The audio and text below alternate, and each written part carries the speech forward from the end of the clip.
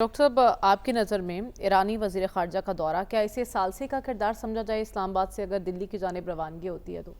नहीं, इसको आप सालसी का नाम न दें और ना हम्म। ही इसका मकसद ये है, लेकिन वो सिचुएशन को डिफ्यूज़ करना चाहते हैं, क्योंकि सालसी का जब लफ्ज़ इस्तेमाल करते हैं तो उसको मामलात कुछ और हो जाते हैं और वो सालसी का लफ्ज़ इस्तेमाल नहीं करेंगे इसके लिए। लेकिन मकसद उनका है यही कि किसी तरीके से सिचुएशन को जो है वो डिफ्यूज़ किया जाए और इस तरीके से डिफ्यूज़ किया जाए कि दोनों ममालिक की बात भी अपनी जगह कायम रहे, ख़ासकर हिंदुस्तान की बात अपनी जगह कायम रहे। इस वक्त जो लेटेस्ट डेवलपमेंट्स हैं, यानी रशिया की तरफ से जो बयान आया है वो एक अहम डेवलपमेंट है। इसका मतलब ये है कि अमेरिका भी ये कह रहा है, रूस भी ये कह रहा है, चीन का भी यही स्टैंड है। एक तरफ जहाँ पाकिस्तान को ये वाज़ेह किया है कि अगर कोई ख़तरा पैदा हुआ तो चीन पाकिस्तान के साथ खड़ा होगा। लेकिन डॉक्टर साहब, सबसे टेलीफोनिक राब्ते हुए हैं, लेकिन ईरानी वज़ीर ख़ारजा हैं जो इस सिचुएशन के बाद आ रहे हैं ख़ुद पाकिस्तान, और फिर वो ये भी कह रहे हैं कि हम भारत भी जाने के इम्कानात हैं। तो इस डेवलपमेंट को आप किस तरह से देख रहे हैं? ये बड़ी अच्छी डेवलपमेंट है। ईरान ने सबसे पहले सालसी की बात की थी और जो ईरान जो है वो पाकिस्तान आएंगे और जो इतलात हैं वो यही हैं कि वो यहाँ से दिल्ली जाएंगे। अब हम वो तो कल हमें पता लगेगा, ये तो जो है इस वक्त की इतलात हैं।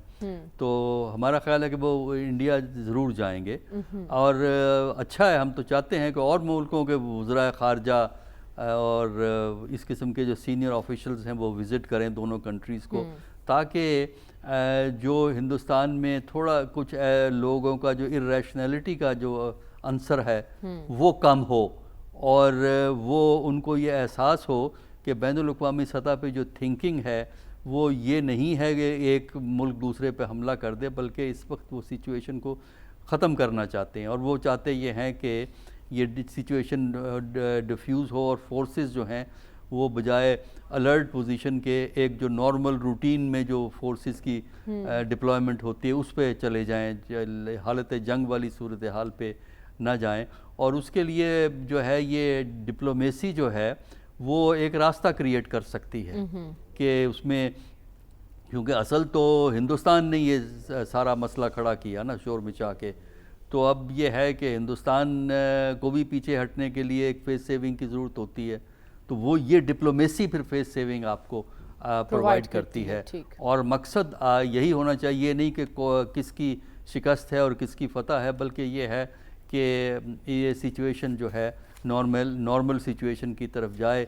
और ये जो हाई टेंशन है इस वक्त के किसी वक्त कुछ हो सकता है, इस सिचुएशन को ख़त्म करना जो है वो बहुत ज़रूरी है। और वो उसके लिए बैनुल-अक़वामी क़ुव्वतों का रोल है, ख़ासकर अमेरिका, रशिया, चाइना, ये तीन मुल्कों ने जो बयानात आए हैं वो तकरीबन एक हिस्से में, सऊदीया का बयान भी, ईरान का, और बहुत से ममालिक जो हैं वो यही बात कर रहे हैं। बल्कि GCE जो गल्फ़ कोऑपरेशन काउंसिल है उनका भी बयान शाम को आया है, जिसमें गल्फ़ कोऑपरेशन काउंसिल ने कहा है कि सिचुएशन को डिफ्यूज़ करें और मुज़ाकरात के ज़रिए, डायलॉग के ज़रिए मामलात को तय करें। मेरा ख़्याल है यही अच्छी बात है।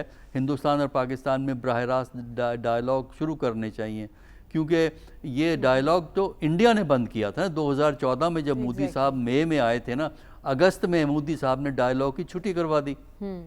और जब से 2014 से कोई बराह रास्त डायलॉग जो है वो पाकिस्तान और हिंदुस्तान का मौसर नहीं हो सका है, हुआ ही नहीं है। कुछ बैकडोर कॉन्टेक्ट्स हुए हैं इंडिया पाकिस्तान के, यानी 2014 से 2024 तक, लेकिन कोई सही मानों में कोई एक्टिविटी नहीं है।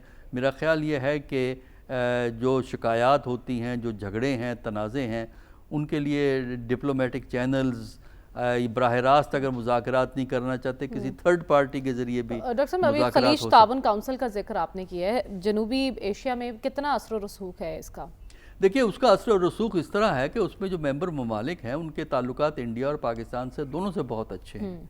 और ये UAE है, कतर है, अब अगर आप चले जाएं सऊदी अरेबिया है, इवन ईरान है। ईरान के ताल्लुकात हिंदुस्तान से ठीक ठाक अच्छे ताल्लुकात हैं ईरान से।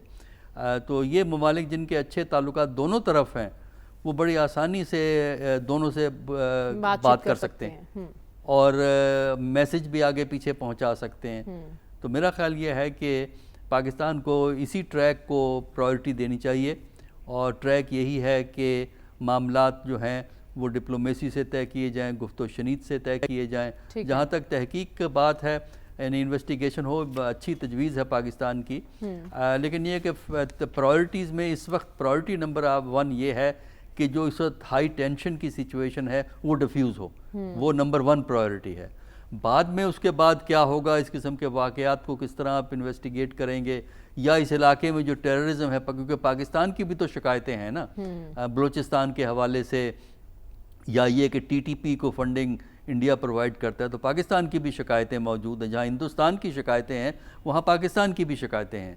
तो दोनों की शिकायतों को इकट्ठा करके किसी तरीके से कोई इंटरनेशनल फोरम ऐसा क्रिएट किया जाए जिसमें ये जो है मामलात को गौर करके कोई एक ऐसा गाइडलाइन क्रिएट की जाए कि जो दोनों मुल्क फॉलो करें, पाकिस्तान भी फॉलो करे, वो इंडिया भी करे। लेकिन वो तो बाद की बात है। एक जो है पहली स्टेज पे डिफ्यूज़, उसके बाद ये कि टेररिज्म को किस तरह डील करना है, फिर उसके बाद अगर फ्रेमवर्क बनता है तो इंडिया पाकिस्तान किस तरह बिहेव करेंगे और अपने रिलेशंस को किस तरह नॉर्मलाइज करेंगे। तो उस तरफ जाने की सोचनी चाहिए। जंग की तरफ जो है ना इसमें हिंदुस्तान का फ़ायदा है ना पाकिस्तान का फ़ायदा है, लेकिन जंग का शोशा तो पाकिस्तान ने शुरू नहीं किया है, बेशक वो तो उधर से शुरू हुआ था। और मेरा ख्याल ये है कि अब ये रियलाइज करना इसीलिए तो अब फंस गई मोदी सरकार, क्योंकि पहल भी वही कर रहे हैं हर मामले में और अब फेस सेविंग के लिए उनके पास कोई चारा भी दिखाई नहीं दे रहा। डॉक्टर साहब, आपकी नज़र में ऐसे मौके पर खान साहब की मौजूदगी की शर्त ज़रूरी थी?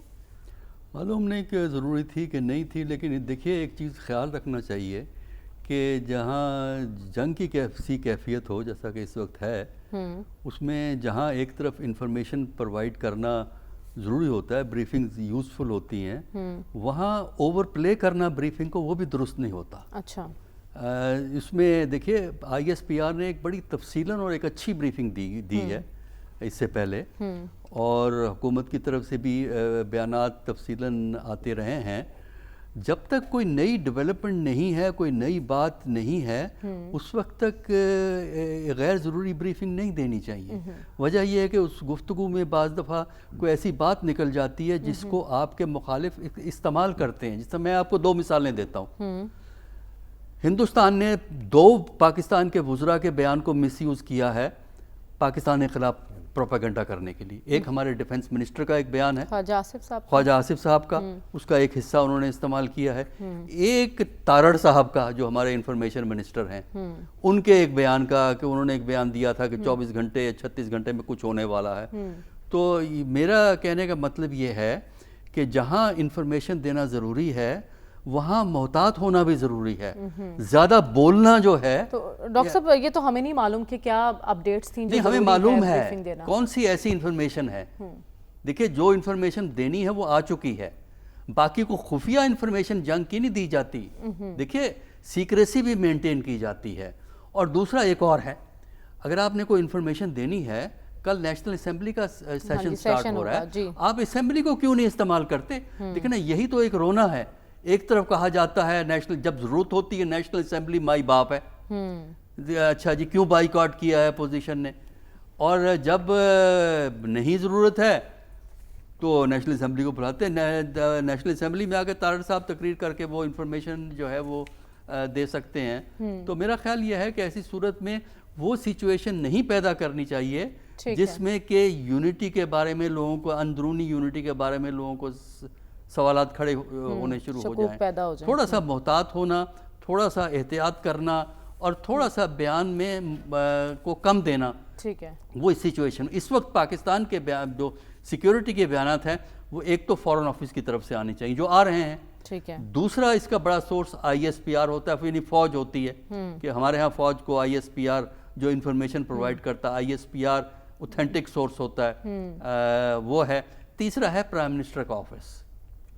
उसके अलावा जो बाकी जो हैं वुज़रा को सिर्फ वही चीज़ बतानी चाहिए जो इन 3 सोर्सेज से आई है।